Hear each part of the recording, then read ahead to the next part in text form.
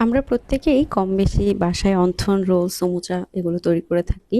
আর এই নাস্তাগুলো বানানোর সময় বাসায় আমরা প্রায়ই শীট তৈরি করার চেষ্টা করি, যেটা দেখা যায় অনেক সময় ফেইল হই। আমাদের শীটগুলো পারফেক্ট হয় না বা আলাদা করার সময় ছিঁড়ে যায়। যার কারণে আমরা হতাশ হই এবং আমাদের এই নাস্তাগুলো পারফেক্টলি বানানো হয়ে ওঠে না।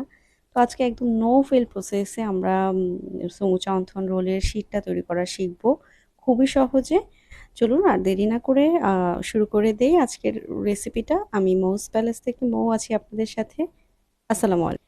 প্রথমেই আমি একটা বাটিতে ১ কাপ আটা নিয়েছি। আপনারা ময়দা নিতে পারেন, তবে আটা দিয়ে খুব ভালোভাবে বানানো যায়। এর মধ্যে পরিমাণ মতো লবণ এবং পানি দিয়ে আমি একটি নরমাল ডো তৈরি করে নিব।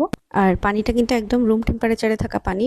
এখন এই ডোটার মধ্যে আমি সামান্য তেল দিয়ে ভালো করে মথে রুটিকে কিছুক্ষণের জন্য রেস্টে রেখে দিব।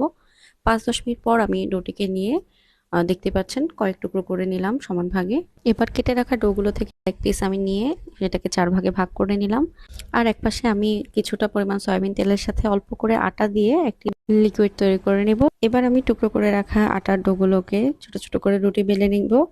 তারপর প্রত্যেকটা রুটির মাঝখানে আমি আগে থেকে তৈরি করে রাখা তেলের মিশ্রণটাকে দিব এবং খুব ভালো করে স্প্রেড করে নিব। আমি এখানে ভালো করে দেখাতে পারিনি ভিডিওতে। আমি কিন্তু হাত দিয়ে খুব ভালো করে তেলটাকে পুরো রুটিটাতে লাগিয়ে নিয়েছিলাম। এরপর একটার উপর একটা রুটি দিয়ে এভাবে আমি ৩ থেকে ৪টি বা ৫টি রুটি দিয়ে একটি রুটি তৈরি করে নিব।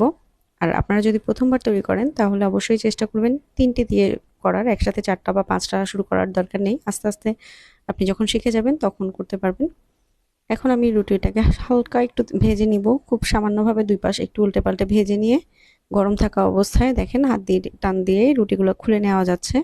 আরেকটা দেখিয়ে দিচ্ছি। এভাবে খুব সুন্দর করে আমি একটা করে শীট আলাদা করে নিচ্ছি এবং এই পার্টটা খুবই স্যাটিসফাইং থাকে। লক্ষ্য করেন খুব সুন্দরভাবে উঠে আসতেছে। এভাবে আমি প্রত্যেকটা শীটকে আলাদা করে নিচ্ছি এবং শীটগুলো অনেক বেশি পাতলা হয়েছিল, আপনারা দেখলেই বুঝতে পারবেন। আমার হাতটা পুরোপুরি দেখা যাচ্ছে একপাশ থেকে। খুব সুন্দরভাবে আমি রুটিগুলো খুলে নিচ্ছি। আপনারাও কিন্তু এভাবে আটা দিয়ে খুব সহজে সুন্দরভাবে রোলের শীটগুলো তৈরি করে নিতে পারবেন।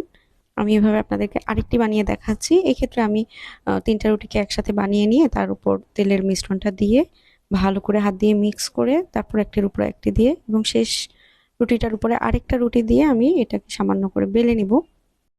আর চেষ্টা করবেন এই পর্যায়ে যখন রুটিটা আমরা বেলবো তখন যেন খুব পাতলা করে বেলতে পারেন, কারণ রুটিটা যত পাতলা করে বেলবেন এই শীটগুলো ততটাই পাতলা হবে। এই যে লক্ষ্য করুন, আমি রুটিটা বেলে ফেললাম অনেক বড় করে। তারপর এটাকে আবার আগের মতো ২-১ বার উল্টে পাল্টে ভেজে নিব। ২ পাশ হালকা করে ৫-৬ সেকেন্ডের মতো ভেজে নিয়ে আমি নামিয়ে ফেলবো এবং এটারও পার্টগুলো দেখেন আপনা আপনি উঠে আসবে, একটু হাত দিয়ে টানলেই চলে আসবে। প্রত্যেকটা শীট খুবই পাতলা হবে এবং খুব সুন্দরভাবে আপনি খুলে নিতে পারবেন। শুধুমাত্র আমার প্রসেসটা ফলো করবেন। আর আপনারা যদি এই শীটগুলোকে রিজার্ভ করতে চান তাহলে অবশ্যই এই পর্যায়ে শীটগুলোকে ঠান্ডা করে একটি এয়ারটাইট বক্সে নিয়ে আপনি ডিপ ফ্রিজে রেখে দিবেন। এভাবে কিছুদিন সংরক্ষণ করতে পারবেন। আর আমি এখানে এইগুলোকে অন্থনের শীটের জন্য কেটে নিচ্ছি। দেখেন একটার উপরে একটা দিয়ে আমি সবগুলো শীটকে কেটে নিব, অন্থনের সাইজ করে ৪ টুকরা করে নিব। আমার এই প্রসেসটা ফলো করে যদি আপনারা কেউ অন্থন বা রোলের শীট তৈরি করে থাকেন তাহলে অবশ্যই আমাকে ইনবক্সে জানাবেন অথবা কমেন্ট করে জানাতে পারেন। আর আপনারা চাইলে আমাকে ইউটিউবে সাবস্ক্রাইব করতে পারেন, মৌস প্যালেস নামেই আছে। এমন আরও গুরুত্বপূর্ণ এবং ভালো ভালো ভিডিও পাওয়ার জন্য সবসময় মৌস প্যালেসের সাথে থাকুন। ধন্যবাদ।